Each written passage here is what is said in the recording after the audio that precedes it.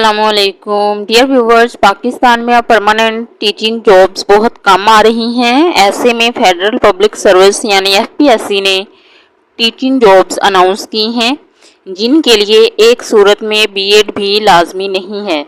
वैसे तो ये सीट्स कॉन्ट्रैक्ट पर हैं, लेकिन फेडरल सर्विस में एम्प्लॉयज़ को जल्द ही परमानेंट कर दिया जाता है। फेडरल सर्विस में टेस्ट भी जल्दी ही हो जाता है, बस 1 मंथ या इससे थोड़ा ज़्यादा या कम टाइम मिलता है। इसलिए आज ही अप्लाई करके तैयारी शुरू कर दें। मैं कोशिश करूंगी आपको हर अहम बात बता दूं। फिर भी अगर कोई बात रह गई तो आप लोग कमेंट सेक्शन में पूछ सकते हैं। मैं कोशिश करती हूं कि किसी की परेशानी अगर मेरे आंसर करने से दूर हो तो मैं ज़रूर कमेंट का आंसर करूं। तो डियर स्टूडेंट्स, पहले हम ऐड देखेंगे, फिर हम step by step online apply करने का तरीका देखेंगे। ये देखें, सबसे पहले है केस नंबर F487/2026।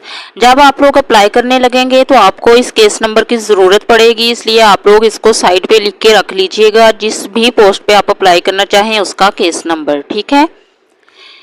उसके बाद देखिए पोस्ट विद पे स्केल। पोस्ट का नाम है सीनियर एलिमेंट्री टीचर फीमेल और इसका बेसिक स्केल है 16। टेम्परेरी जॉब है लेकिन लाइकली टू कंटिन्यू है और फेडरल वाले जल्द ही परमानेंट कर देते हैं। आपने ज़रूर इस पे अप्लाई करना है। कौन से डिपार्टमेंट की तरफ से ये जॉब्स पेश की गई हैं? ये फेडरल डिपार्टमेंट की तरफ से आपको अनाउंस की गई हैं। मिनिमम क्वालिफिकेशन चाहिए मास्टर्स डिग्री बी ग्रेड के साथ, यानी सेकंड डिवीजन के साथ, या बीएस डिग्री। और एक सूरत में बीएड लाजमी नहीं है। अगर आप लोगों ने एमए एजुकेशन किया हुआ है तो, या एमफिल एजुकेशन किया हुआ है तब भी बीएड लाजमी नहीं है। कैटेगरीज इसकी हैं ए से लेके जी तक, ठीक। ये आपने कैटेगरी, अगर एक कैटेगरी पे अप्लाई करना है तो उसकी अलग फीस लगेगी, बी कैटेगरी पे अप्लाई करना उसकी अलग फीस लगेगी। यानी अगर आपने एक से ज़्यादा पोस्ट पे अप्लाई करना है तो हर पोस्ट के लिए अलग से फ़ी लगेगी। अगर आप लोगों ने फ़र्ज़ करें बायोलॉजी और केमिस्ट्री दोनों के लिए अप्लाई करना है तो अप्लाई करने से पहले आपने इसकी कैटेगरी यानी ए कैटेगरी याद रखनी है और यहाँ से बी कैटेगरी याद रखनी है। अप्लाई करते वक्त इसकी ज़रूरत पड़ेगी। एज लिमिट की अगर हम बात करें तो एज लिमिट है 20 मिनिमम होनी चाहिए, यानी 20 साल से कम वाले लोग अप्लाई नहीं कर सकते। और मैक्सिमम जो है वो 28 में अगर हम 5+ करें तो वो है हमारे पास 33 ईयर्स। तो 33 ईयर्स मैक्सिमम एज है और 33 ईयर्स में एज रिलैक्सेशन इंक्लूड है। टोटल वैकेंसीज हैं 99। और ये 99 कैसे हो गई ये देखें। ऊपर अगर हम देखें बायोलॉजी और जोलॉजी की हैं हमारे पास 10 सीटें, केमिस्ट्री की 12 हैं, कंप्यूटर साइंस की 6 हैं, इंग्लिश की 10 हैं, मैथमेटिक्स की 15, फिजिक्स की 9, उर्दू की 7 हैं। इन सब को अगर हम जमा करेंगे तो वो बन जाएंगी हमारे पास 99, ठीक है। डोमिसाइल कहाँ का होना चाहिए? पंजाब, सिंध, चाहे अर्बन हो चाहे रूरल हो, बलूचिस्तान, एक्स-फाटा, गिलगित बल्तिस्तान और आज़ाद जम्मू एंड कश्मीर, कहीं का भी अगर आपके पास डोमिसाइल है तो आप लोग इस पे अप्लाई कर सकते हैं। प्लेस ऑफ पोस्टिंग आप लोगों की अगर इंशाल्लाह जॉब हो जाए तो आपकी पोस्टिंग होगी इस्लामाबाद में। तो ये नहीं सोचते होते कि ये हमारे घर से दूर है या कुछ भी। एक दफ़ा आप गवर्नमेंट सेक्टर में एंटर तो हों, इंशाल्लाह अपॉर्चुनिटीज़ आती रहती हैं, माइग्रेशंस होते रहते हैं। तो ये सोचकर आपने अप्लाई करने से मिस नहीं करना।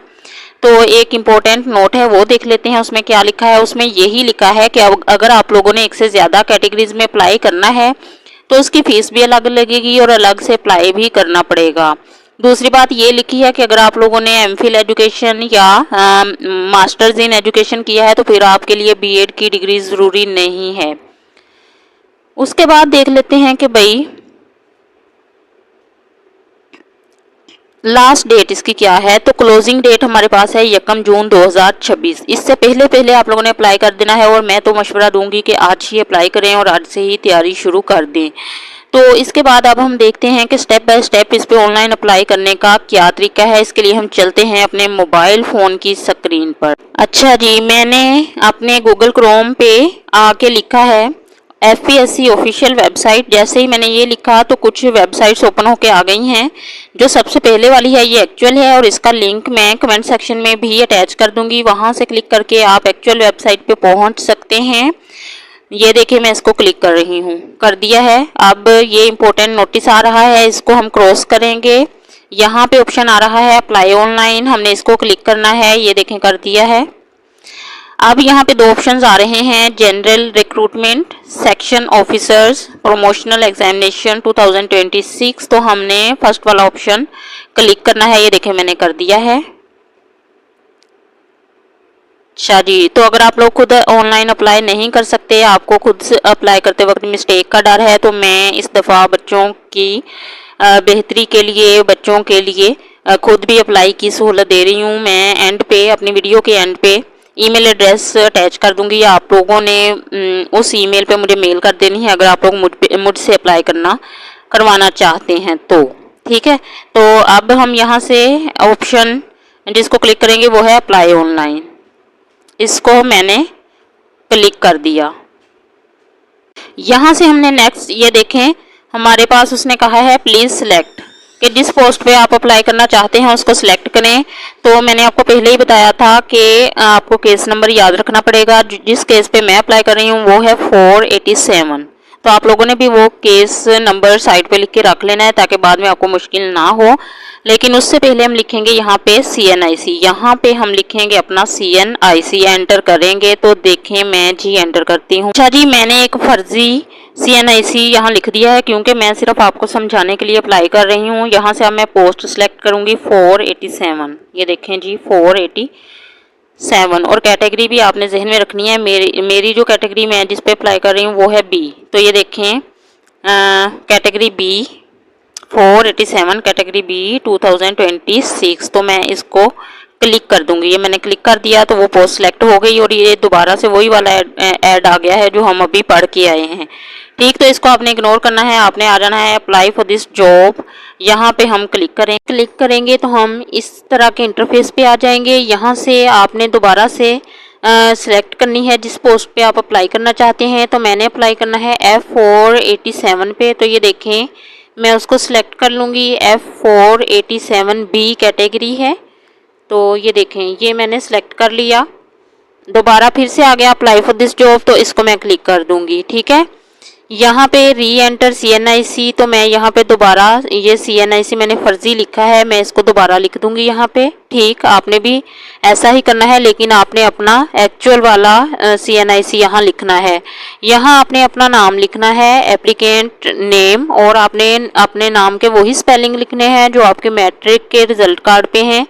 यहाँ से आपने अपनी डेट ऑफ बर्थ सिलेक्ट करनी है। कैसे सिलेक्ट करनी है मैं आपको सिलेक्ट करके दिखा देती हूँ। आपने इस बॉक्स पे सिलेक्ट करना है, जो आपका ईयर है डेट का आपने वो यहाँ से सिलेक्ट कर लेना है। फ़र्ज़ करें मैं सिलेक्ट करती हूँ 1996, तो यहाँ से आपने अपना मंथ सिलेक्ट कर लेना है। जुलाई सिलेक्ट कर लेते हैं, आपने अपना एक्चुअल वाला करना है।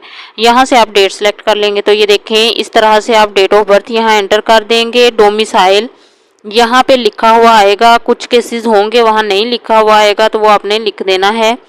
यहाँ से आपने अपना डोमिसाइल का डिस्ट्रिक्ट सिलेक्ट कर लेना है, आपके डोमिसाइल पे लिखा होगा। और ये वाला जो बॉक्स है यहाँ पे आपने वैसे ही आपने डोमिसाइल की इशुएंस डेट सिलेक्ट कर लेनी है, जैसे मैंने आपको यहाँ सिलेक्ट करके दिखाई है। यहाँ से आपने अपना जेंडर सिलेक्ट करना है, मेल या फीमेल। यहाँ से आपने अपना रिलीजन सिलेक्ट करना है, ठीक। उसके बाद आपने यहाँ से वो सेंटर सिलेक्ट करना है जहाँ आप टेस्ट देना चाहते हैं। तो ये देखें मैं इस्लामाबाद सिलेक्ट कर दिया मैंने। यहाँ से आपने सिलेक्ट करना है वो सिटी जहाँ पे आप इंटरव्यू देना चाहते हैं। इंशाल्लाह आपका टेस्ट पास होगा तो आपका इंटरव्यू होगा, तो आप सिलेक्ट कर लें। तो ये देखें मैंने एक सिलेक्ट कर लिया, कोई सा भी। यहाँ आपने अपना वो सेल फोन नंबर लिखना है जो फंक्शनल है, जो आपके फ़ोन में अभी मौजूद है और मौजूद रहेगा। यहाँ आपने अपना ईमेल एड्रेस लिखना है, और वो ईमेल एड्रेस लिखिएगा जो आपके सेल फोन में एक्टिव है। यहाँ उन्होंने आपको रिमाइंड करवाया कि अगर आपका सेकंड डिवीजन मास्टर है या BS है तब ही आप इसके लिए एलिजिबल हैं, और B.Ed भी इसके लिए ज़रूरी है। लेकिन अगर आपने MA एजुकेशन किया हुआ है तब B.Ed आपके लिए ज़रूरी नहीं है। तो यहाँ फिर वो कह रहे हैं सिलेक्ट करें कि आपके पास ये क्वालिफिकेशन है, अगर है तो आप यस कर लेंगे, अगर नहीं है तो उसके बाद का प्रोसेस आप नहीं कर सकते। ठीक है, यहाँ आपने वो डेट सिलेक्ट करनी है जिस डेट को आपको एमएससी या बीएस की डिग्री जारी हुई, वो आपकी एमएससी या बीएस की डिग्री के ऊपर लिखी होगी डेट, आपने यहाँ से सिलेक्ट कर लेनी है। यहाँ से आपने सेलेक्ट करना है आप गवर्नमेंट के मुलाजिम हैं या नहीं। अगर आप गवर्नमेंट में पहले से जॉब कर रहे हैं तो यस सेलेक्ट करेंगे, वरना नो सेलेक्ट करेंगे। और फिर ये जो वेरिफिकेशन कोड है ये वाला, ये आपने यहाँ पे दोबारा लिख देना है ऐसे ही। ये इसलिए है कि वो कह रहे हैं कहीं आप कोई रोबोट तो नहीं हैं। तो ये सारा मैंने फिल कर दिया, मैंने इसलिए आपके सामने फिल नहीं किया क्योंकि फिर जाहिर है आपको पता है कि प्राइवेसी की वजह से। तो जब हम ये सारा कर लेंगे, फिल कर लेंगे, फिर हमने जनरेट PSID एंड चालान पे क्लिक करना है। ठीक, मैंने जनरेट PSID एंड चालान पे क्लिक किया तो मेरे सामने ये वाला इंटरफेस आ गया। यहाँ से हमने क्या करना है, हमने ये वाला PSID नंबर अगर आपको कॉपी करना आता है तो कॉपी कर लें, अगर आपको कॉपी करना नहीं आता तो आप इसको यहाँ से देख के किसी पेज पे लिख लें और उसके बाद आपने फ़ी पे करनी है, ऑनलाइन फ़ी पे करनी है। कैसे पे करनी है मैं आपको वो भी सिखा देती हूँ। अरे बच्चों, मैंने आपको PSID कॉपी करना सिखा दिया था और या मैंने बोला था कॉपी पेस्ट नहीं आता तो एक पेज पे PSID लिख लें। उसके बाद जैज़ कैश पे आपने 600 रुपीज़ या जितने भी वो चार्ज कर रहे हैं वो आपने पे करने हैं। तो मैंने अपने जैज़ कैश अकाउंट की स्क्रीन रिकॉर्डिंग करने की कोशिश की लेकिन वो अलाउ नहीं कर रहे हैं क्योंकि इसके लिए काफ़ी सारी सेटिंग्स चेंज करना पड़ती हैं। वो काफ़ी हेक्टिक था और वैसे भी प्राइवेसी के लिए काफ़ी ज़्यादा हेक्टिक है, तो मैंने वो नहीं किया। मैं वैसे ही आपको बता देती हूँ। आप लोगों ने अपनी जैज़ कैश ऐप ओपन करनी है, वहाँ पे आपने ऑप्शन ढूंढना है अदर पेमेंट्स एंड सर्विसेज, आपने उसको क्लिक करना है। क्लिक करेंगे तो आपको एक ऑप्शन और नज़र आएगा कारपोरेट पेमेंट्स, आपने उसको क्लिक करना है। तो फिर आएगा one bill invoice and voucher, आपने उसको क्लिक करना है। तो आप PSID को पेस्ट करने का ऑप्शन आ जाएगा या आपने जो साइट पे लिखी थी वहां से देख के एंटर कर दीजिएगा तो आपकी फ़ीस पे हो जाएगी। आपने कंफर्म भी उसको करना है तब वो पे होगी। उसके बाद आप दोबारा FPSC की वेबसाइट पे जाएंगे तो वो आपको फर्दर प्रोसेस करने की इजाज़त दे देंगे। फर्दर प्रोसेस जो है वो बहुत ईजी है। अगर आपको वो ना आए, कोई परेशानी हो उसमें, तो आप लोग दोबारा कमेंट सेक्शन में पूछ सकते हैं। वीडियो बहुत ज़्यादा लेंथी हो गई है, बच्चे फिर देखते भी नहीं हैं, इस वजह से मैं अब वीडियो एंड करना चाह रही हूँ क्योंकि इस वीडियो को बनाने में बहुत ही ज़्यादा टाइम लग गया। तकरीबन सारा दिन आज ये वीडियो बनाने में लग गया। वीडियो को अगर आपको पसंद ना भी आए तब भी आपने लाइक करना है, आपने शेयर करना है। Stay tuned with this channel, stay blessed, अल्लाह हाफिज़।